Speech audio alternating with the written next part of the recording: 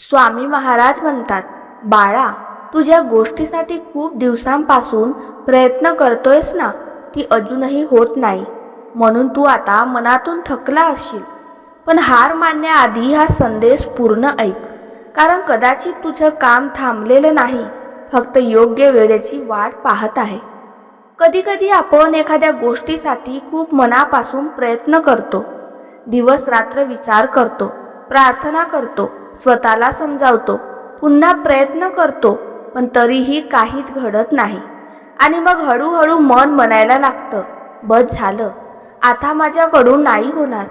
बाळा, याच क्षणी स्वतःला थांबव.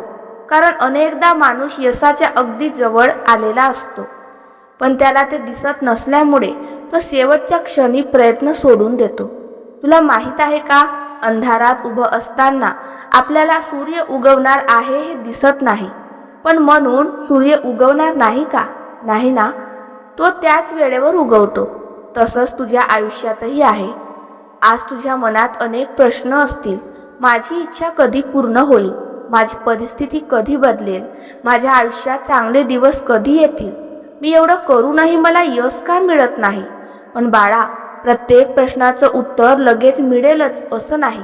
काही उत्तरांसाठी वेळ लागतो आणि काही उत्तर अशी असतात की ती मिळाल्यानंतर आपण मागे वळून पाहतो आणि म्हणतो, बरं झालं तेव्हा माझं म्हणणं लगेच पूर्ण झालं नाही.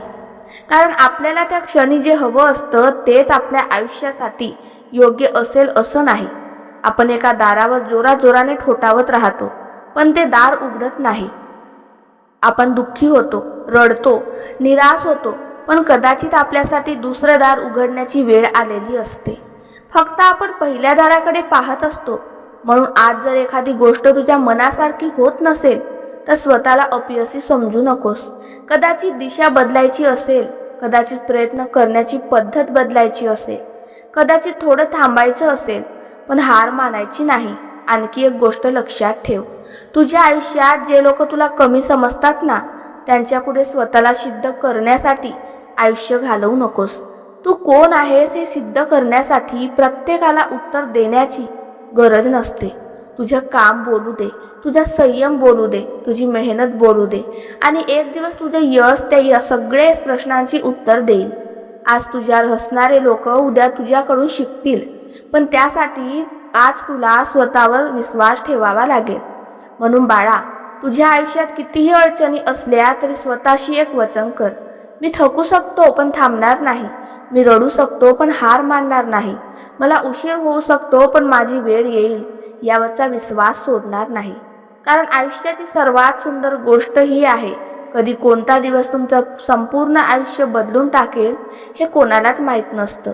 आज तुम्ही जिथे आहात कदाचित तिथे तुम्हाला काही चांगलं दिसत नसेल, पण उद्या याच दिवसांकडे पाहून तुम्ही म्हणाल, याच संघर्षाने मला मजबूत केलं, याच अश्रूंनी मला शिकवलं, याच अपयशाने मला पुन्हा उभं राहायला शिकवलं, आणि याच कठीण वेळेने मला माझी खरी ताकद दाखवली. म्हणून आज जर तू खूप थकला असशील तर थोडा वेळ शांत बस. मनाला सांग, सगळं माझ्या मनासारखं आजच घडलं पाहिजे असं नाही. आज एक पाऊल पुढे टाक, उद्या आणखी एक, आणि असंच चालत राहा. कारण मोठे बदल एका दिवसात होत नाही, पण एका दिवसापासून नक्की सुरुवात होते.